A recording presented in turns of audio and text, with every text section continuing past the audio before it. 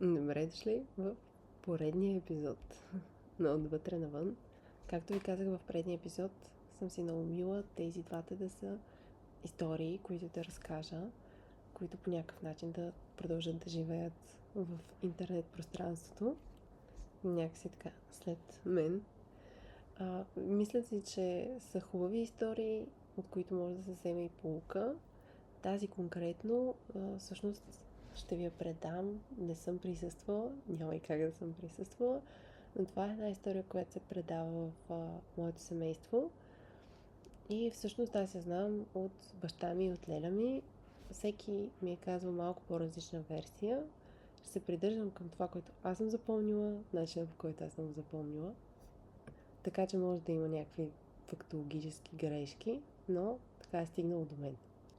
Става въпрос, че моите родители са живеели в село Баница, което се намира на днешната територия на Северна Гърция.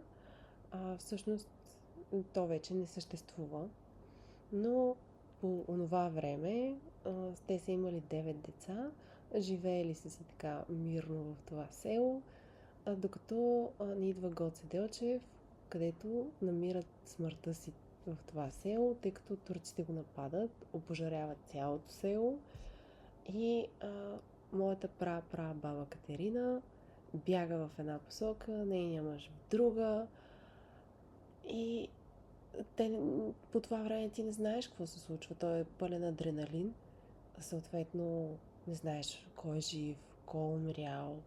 Бягаш и се молиш за живота си. Дядо ми, след като минава първоначалния шок, тръгва да търси баба ми. И така сега си го представете това нещо. Няма телефони, няма преса дори, която да търсиш. Пешачката. Тръгваш в някаква посока и питаш: тази жена, този ръст, тази коса, това име, виждали ли сте я? И така, от село на село, явно някъде са му дали насоки, на други места съм казала, никой не е виждал. И така, тръгва по нейните стъпки и 2 години по-късно в Пазарджишка област, село Баткун, те се намират. Много ме побиват ме тръпки просто като го разказвам, защото това е наистина велико. Това трябва наистина много да обичаш човека. След като сте загубили всичко, да тръгнеш да го търсиш, да го намериш на много километри. Пазарджик, Северна Гърция не са много близо. Пеша. Така де, намират се и те вече са били на по 50 няколко години, си правят последното дете, което е дядото на моя баща. И се заселват точно в село Баткун, защото решават, че то е много стратегическо, хем има благородна почва, могат да работят, хем е близо до планината, ако стане нещо могат да забегнат отново. И така там се ражда техния син, който е бащата на моята баба Катерина. И всъщност са били много работливи хора. Баба ми Катерина, доколкото знам, баща ѝ е бил заможен човек и това е една от причините, всъщност по-късно, така да не я дава на дядо ми, защото дядо ми не е бил заможен, не е бил от елита. Но баба ми, тя си беше, Бог да я прости, много опърничева жена. Явно още от млада казала е не. Аз ще си правя каквото си искам, каквото сърцето ми желае и всъщност се откъсва от семейството си, за да създаде нов дом с нейния мъж, моя дядо, и двамата са си съградили, много работливи, направили са си живота, построили са си къща.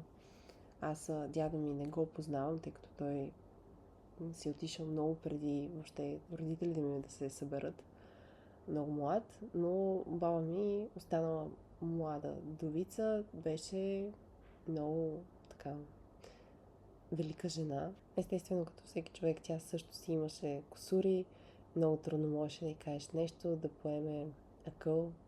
Те двамата с баща ми са, аз и знам. Много е трудно да ги убедиш в друга гледна точка. но много се радвам, че съм кръстена именно на баба ми Катерина.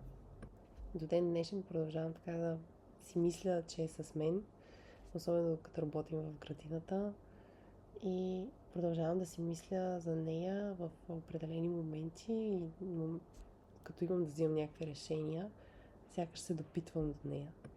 Та, накратко, какви са и поуките от цялата тази история, защо я разказвам?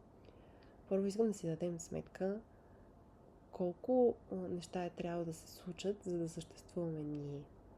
И тази история съм сигурна, че има много такива подобни в други родове, но аз като я чух, се замислих колко малко е трябвало да се промени, за да не съществуват баба ми, баща ми, аз и хората след мен.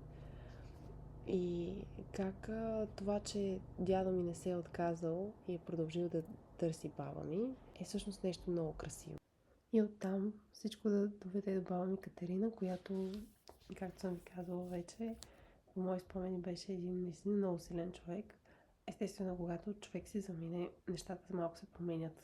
Помниш определени неща, други ги забравяш. В някои отношения идеализираш човека, но аз много се радвам, че нося нейното име.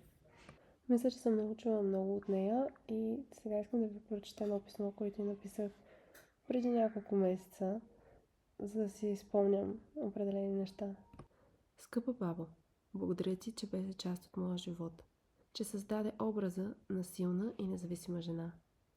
В твое лице видях човек, който никога не се отказа, дори и при счупване, при трудност.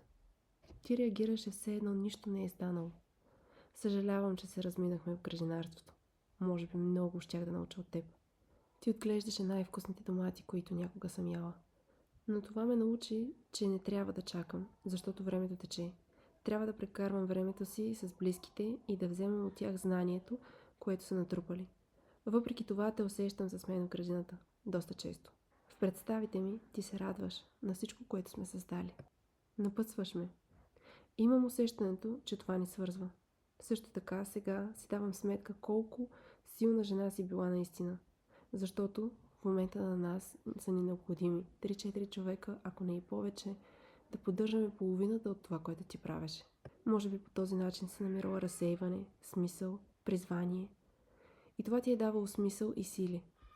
Също така се чувствам още по-свързана с теб, откакто станах майка. Не само с теб, но и с мама, с баба Кунка. Често се питам как би постъпила ти в дадена ситуация, как се отглеждала баща ми. И много често интуицията придобива образа на теб. Поне така си представям нещата, че ти си действала толкова интуитивно, че не си мислила. Правила се всичко свързано с природата и в главата ми всяко едно решение, което взимам, е все едно се допитвам до теб. Обещавам да не те забравям никога. Винаги твоя, Кейти.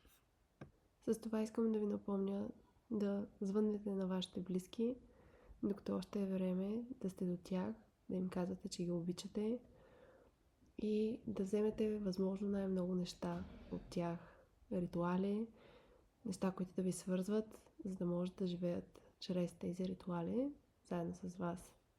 И ако имате истории като тази, да си я запишете, да може да я предадете на следващото поколение, за да може да живее чрез вас, тук нататък, да продължава. Естествено, ако този епизод ви е бил полезен, моля ви споделете го с някой, който има нужда да го чуе. Може да дадете рейтинг, да последвате, коментар, всичко това е от полза и до нови срещи!